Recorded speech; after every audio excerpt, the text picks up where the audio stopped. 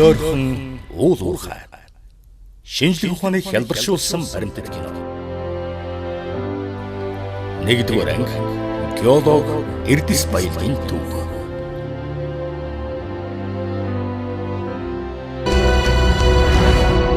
Эрдэс баялаг хэрхэн бий болдог вэ? Бидний амьдарч буй газар дэлхий, дэлхийн гадаргуу, бүрхүүл, уул нуруу, хад асаг, тал хөндийгөөс эхлээд газрын хөрс, хэвлий, бүхэлдэн эрдэс чулуулагын зүйлүүдээс бүрэлдэн тогтдог. Тиймээс эрдэс баялагын үүсэл, гарал, шинж чанарын талаар бүрэн ойлгохын тулд их дэлхийнхээ үүсч бий болсон түүх, хөгжлийн талаар судалж үзэх нь зүйтэй юм. Дэлхийн үүсэл хөгжлийн түүхээс.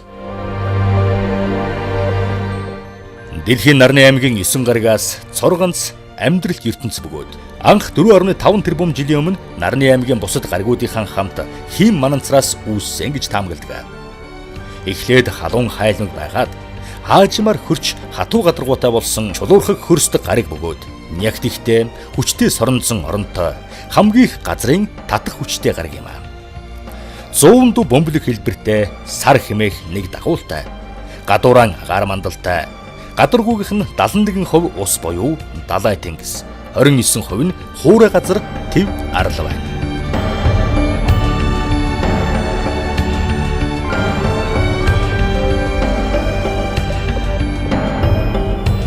Дэлхийн хөгжлийн түүхэнд хэд хэдэн удаа томоохон сүрлүү тохиолдож байснаас 65 сая жилийн өмнө дэлхий дээр солир унсантай холбож үздэг үлэг гөрөвлүүдийн мөхөл.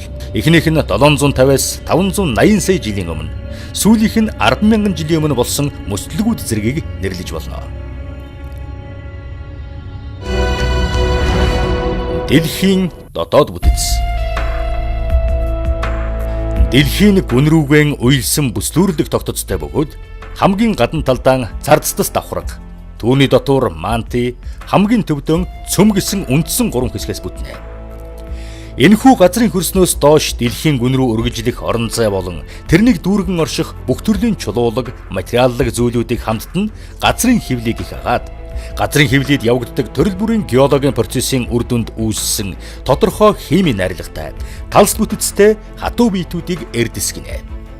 Одоогийн байдлаар 4,000 гаруй эрдэс нээгдээд байгаагаас манай оронд 600 орчим төрөл зүйл нь мэдэгдэж, судлагдаж иржээ.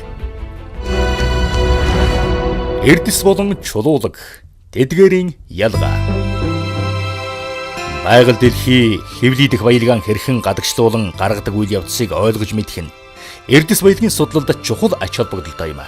Эрдэсүүдийн нэгдэл нь чулуулагийг бүрдүүлдэг бөгөөд дэлхийн царцтас давхаргын бүрэлдэхүүнд ордог 1000 орчим төрлийн чулуулагаас кварц, хээрийн жонш, гялтгануур, хлорид, кальц, аргай, цахиур зэрэг цөөн тонн эрдэсээс гадна бүрхүүлийн нийт жингийн 80% орчмыг эзэлдэг. Эдгээр чулуулагийг химийн найрлага, бүтэц, гарал үүслэх нь хувьд магмын, тунмал болон хувирмал гэж 3 хуваан авч үздэг байна. Магмын чулуулаг. Дэлхийн гүнээс халуун хайлмал биет магм шахагдан гарч дэлхийн гадаргуу орчмын бүрхүүд рүү орж талсчиж царцах явцад үүсэх чулуулагийг магмын буюу бялхмал чулуулаг гэж нэрлэдэг.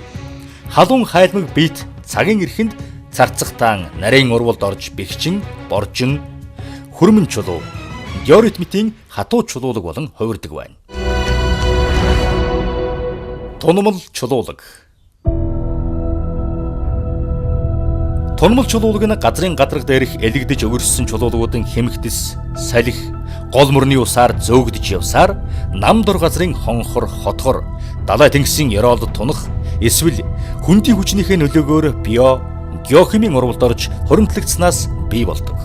Эхний хоримтлал дээрээс нь хучиж буй тунцсын даралтын нөлөөгөөр уйлсан бүтэцтэй болох бөгөөд некоторх явцад тундаст агуулгадах ус нь шахагдан гарч чулуужин тунмал чулуулаг болон хувирна.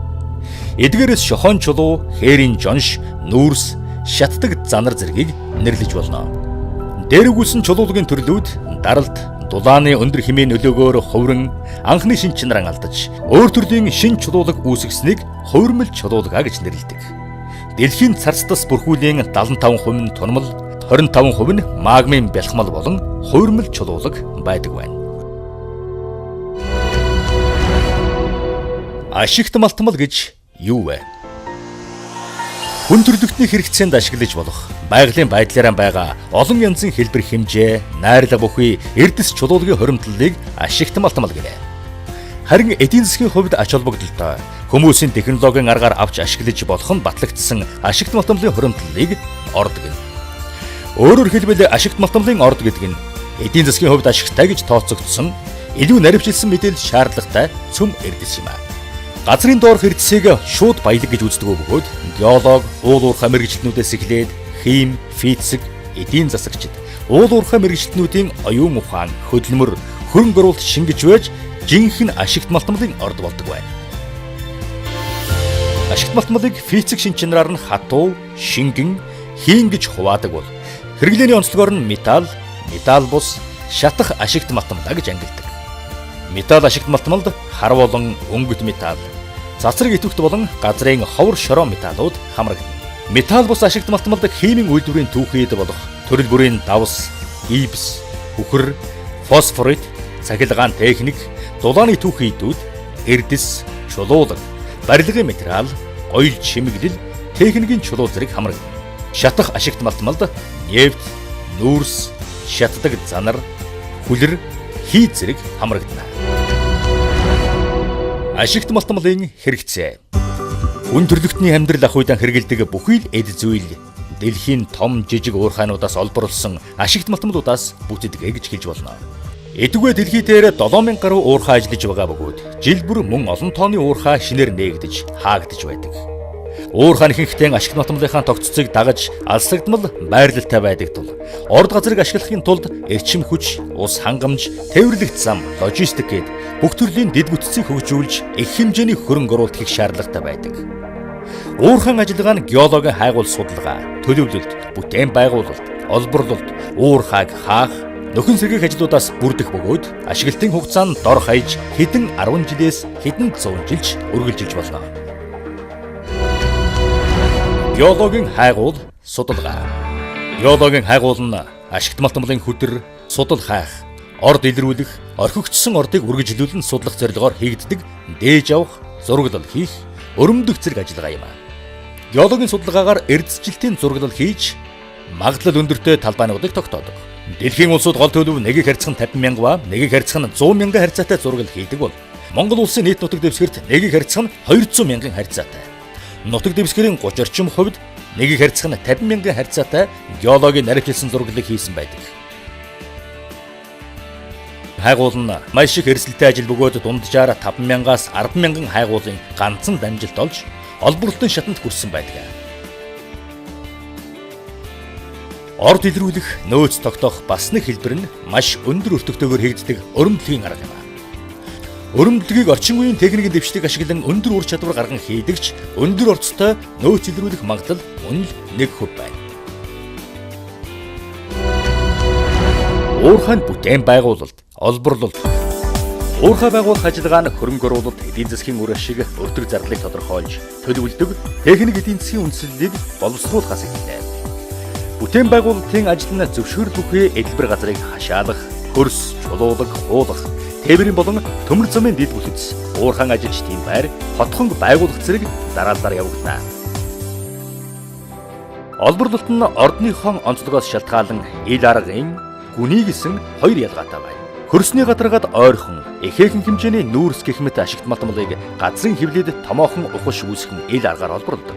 Ил уурхайн ажиллагаа нь задгаа орчинд явагддаг учраас осол харьцангуй бага, орон зай хязгаарлалтгүйгээс овор ихтэй, өндөр бүтээмжтэй тоног төхөөрөмж хэрэглэж эдийн засгийн үр ашигтай ажиллах боломж их байдаг.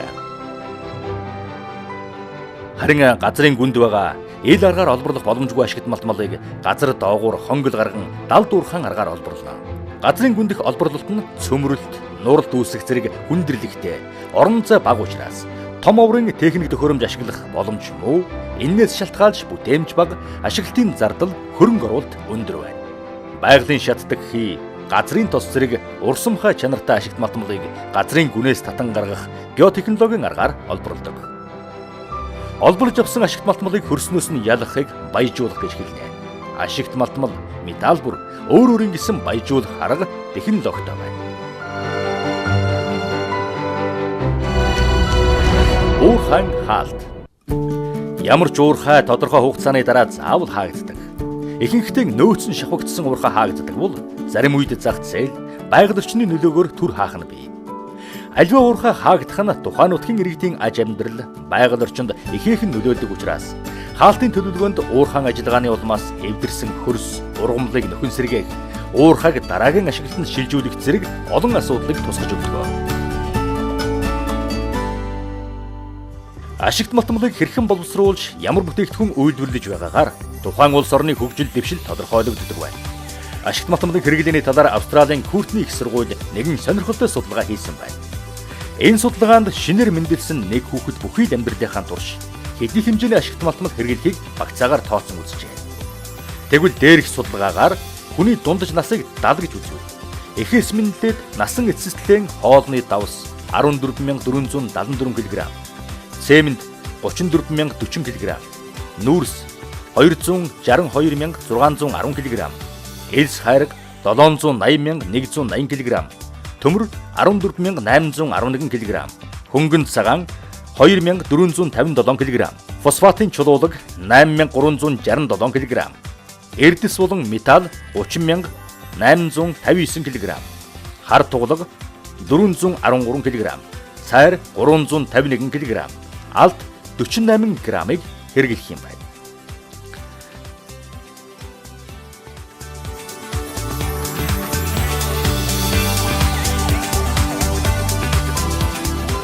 Өнөөдөр олборлолтын хэмжээгээр нүүрс, төмрийн хүдэр, алт, зис, голлох байр суурьтай буюу нийт үйлдвэрлэлийн 80 гаруй хувь ногдож байна.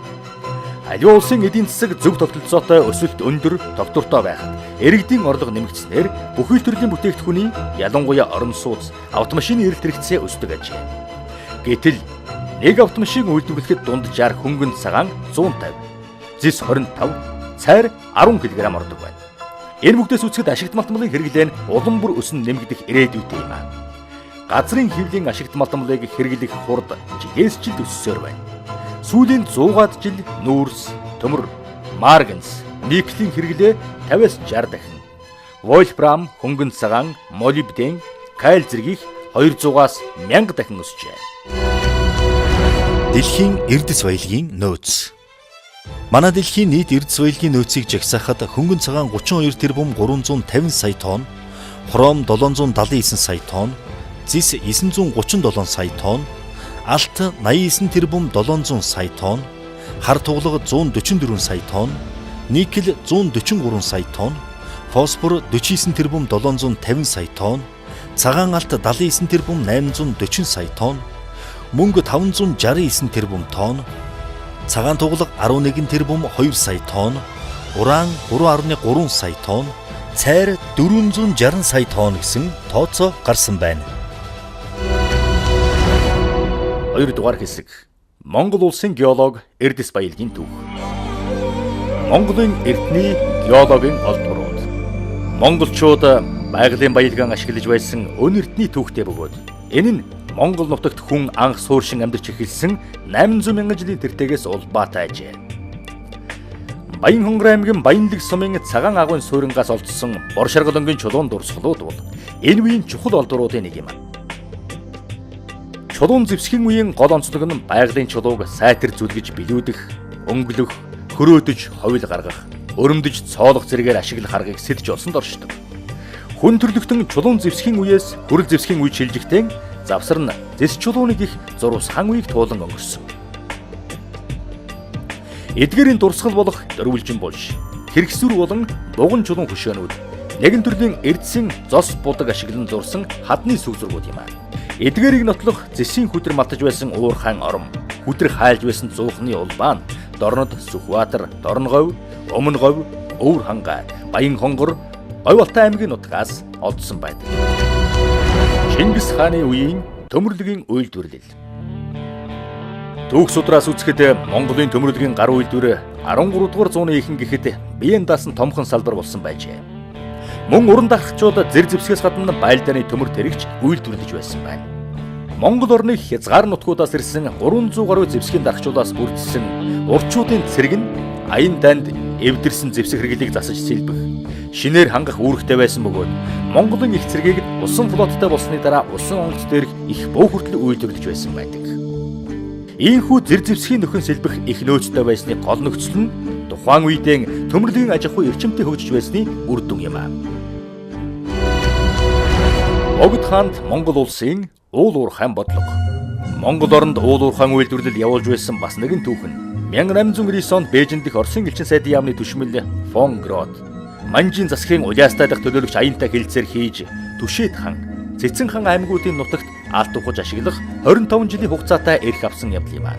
Энэний үндсэн дээр Түшээд хан, Цэцэн хан аймгийн УУРХАЙ хэргийг захирах ерөнхий газар байгуулсан нь 1900 оноос Монголоор хэмээх нийгэмлэг болон өргөжсөн ажээ. Уг нийгэмлэгт Орос, Герман, Бельги, Франц улсууд хөрөнгө оруулсан бөгөөд төв нь Петроград хотод байрлаж байжээ. Нийгэмлэг манай орны Ерөө, Хараа, Бороо зэрэг нутгуудаар алт олборлох ажлыг өргөнөөр зохион байгуулсан байна. Хэдийгээр уг нийгэмлэг 10,000 хүртэл ажилчинтай байсан ч монголчууд тун цөөхөн байв. Тус нийгэмлэг 1900-аас 1915 онуудад 15 орчим тонн алт авч ашигласан гэсэн тоо байдаг.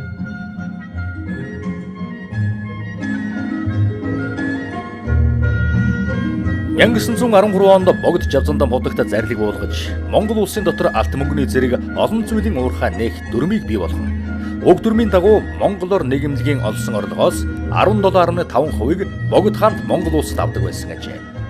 Харин Монгол оронд ардын хувьсгал ялсны дараахан монголоор нийгэмлэгийн хөрөнгийг Монгол улсын хөрөнгө болох тухай шийдвэрийг хүргүүлсэн байдаг.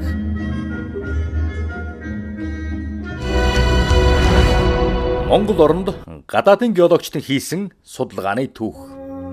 Монгол орны геологийн тогтцын тухай 18-аас 19-р зууны үед Николай Михайлович Пржевальский зэрэг Оросын нэрт эрдэмтдийн удирдсан баг Монгол орон нүүрс, балчулуу, хар туглаг, давс, аршаан гэх мэт олон зүйлийн эрдэс баялаг тагж тогтоосон бол 1913-аас 1914 онд Түшээд хан, Цэцэн хан аймгийн нутагт ажилласан Оросын геологч Михаил Антонович Уусов тэрний хамтрагчид хойд хинти өдрийн дүүргийг алтны хувьд ирээдүйтэй гэж дүгнж байжээ. Монгол улсын геолог хайгуул УУРХАЙ хөгжил 1921-с 1940 он. Монгол оронд 1911 онд Манж хятадын ОЙРХОНыг устгаж богд хаанд төрийг тогтоосны дараа Монгол улсын анхны 5 яамыг байгуулсан бөгөөд сангийн яам нь налах хэмээх нүүрсний УУРХАЙ болон геолог, хайгуул, алт, үнэт чулуу ашиглах ажлыг удирдах байжээ. 1922 оны 12 дугаар сарын 25-нд шинэ тулгар ардын засгаас налахын нүүрсний УУРХАЙг улсын болгох шийдвэр гаргасан бөгөөд 1923 онд УУРХАЙ дүрмийг шинээр баталжээ. 1939 онд аж үйлдвэрийн барилгын яамны харьяанд УУРХАЙ ба ашигт матмлын трест байгуулан тухайн үед ажиллаж байсан налах, баян булаг, ерөөгийн нүүрс, зүү мод, баян хонгорын алтны зэрэг УУРХАЙнуудыг харьяалуулсан байна. Ийхүү 1922 онд ардын засаг чулуун үрсийг боловсон аргаар малтаж төмөн амьтны түлш болгох хэмээн анхны зорилгоо нь тодорхойлж байсан бол 1940 онд байгалийн баялагийг бүхий л аргаар ашиглаваас зохих, ашигт матмлыг гаргах, зарилгаан хүчний аж ахуйг хөгжүүлж үйлдвэрүүдийг цахилгаанжуулах хэмээн улс орныг аж үйлдвэржүүлэх зорилт дэвшүүлж байжээ.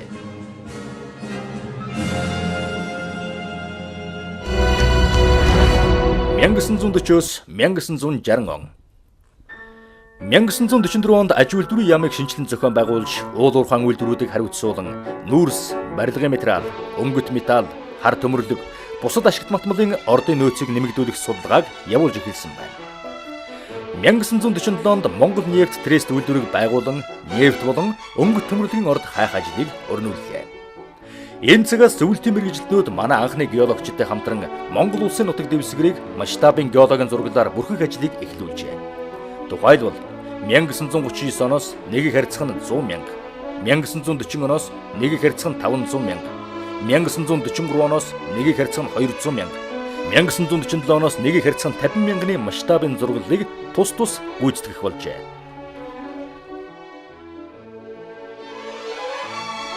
(1949 онд Монгол зөвлөлтийг хувь нийлүүлсэн Сум Монгол металл нийгэмлэгийг байгуулснаар манай оронд УУРХАЙ үйлдвэрлэл илүү өргөн талаастай явуулж эхэлсэн байна.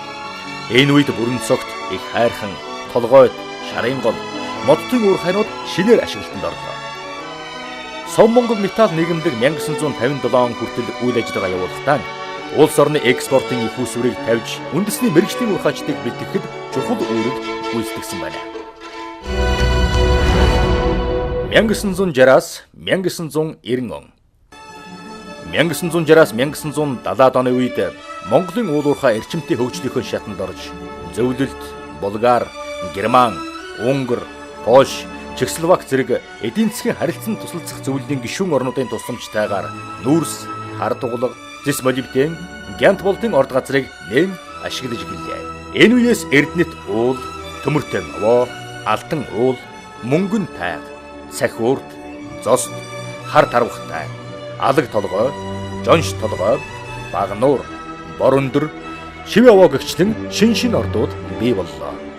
1960 оноос хойш баримталж байсан төрийн бодлого нь чулуу нүүрсний орд ашиглах, бус эрчим хүчний сурвалжийг хэрэглэх зэргээр түлш эрчим хүчний үйлдвэрийг илүү түргэн хурдтай хөгжүүлэн улс ардын аж ахуй, хүн амын цахилгаан эрчим хүч, түлшний хэрэгцээг улам бүр сайн хангах зорилт дэвшүүлж байлаа. Ийхүү Монголын геологийн салбар 1990-ад оноос өмнөх хугацаанд металл болон шатах ашигт малтмал, барилгын материал гэх мэт 800 шахам орд, 7000 гаруй илэрлүүд өнөөдрийн стратегийн ангилд багтаасан ордуудын дийлэнхийг олж тогтоосон юм а. 1990 оны их хүртэл манай геолог уулуурхан бүхий л ажилд зөвлөлт холбоот улс болон тэрвийн социалист орнуудын оролцоо, туслалцаа их байлаа. Гэвч зах зээлийн харилцаанд шилжсэний эхний үед улсаас хуваарлдаг байсан төсөв хөнгөцснээс геологийн олон анги салбарууд татан буугдахад хүссэн юм.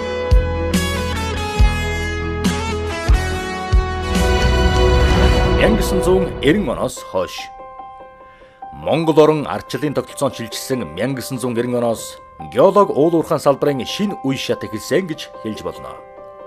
Төр засгаас уулуурхан салбарт найдвартай эрх зүйн орчинг бүрдүүлэх, уулуурхан үйлдвэрүүдийн бие даасан байдлыг нэмэгдүүлэх, дотоод гадаадын хөрөнгө оруулалтыг татах, орд газруудын нөөцийг олон улсын жишгт нийцсэн байдлаар тодорхойлох, ашигт малтмалын шинэ чиглэл болох газрын тос, ураны хөдрийн хайгуул, ашиглалтын ажлыг эрчимжүүлэх зэрэг ажлыг гол болгож эхэлсэн байна.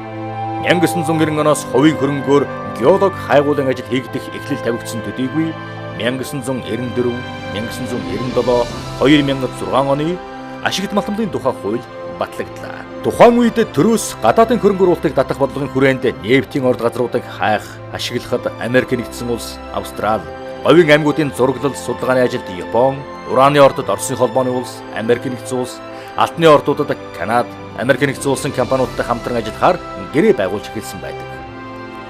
Ийхүү их оронд гэрэл гэгээ элч дулаан түгээхийг чухалчилж эхэлсэн 1930-аас 1940 оны үеэс олборлох нүүрсний ууурхайнууд их бүтээн байгуулалт өрнөж байсан 40-60 онуудад барилгын материал олборлдог ууурхайнууд тэрнээс хойш хон жилүүдэд алт, зис, цайр зэрэг өнгөт металлын баяжуулах ууурхайнууд эрчимтэй хөгжсөөр Монгол улс өнөөдөр нүүрс, зис, алт, жонш, цайр, вольфрам зэрэг уулуурхайн бүтээгдэхүүн экспортлдог орн болоод байна.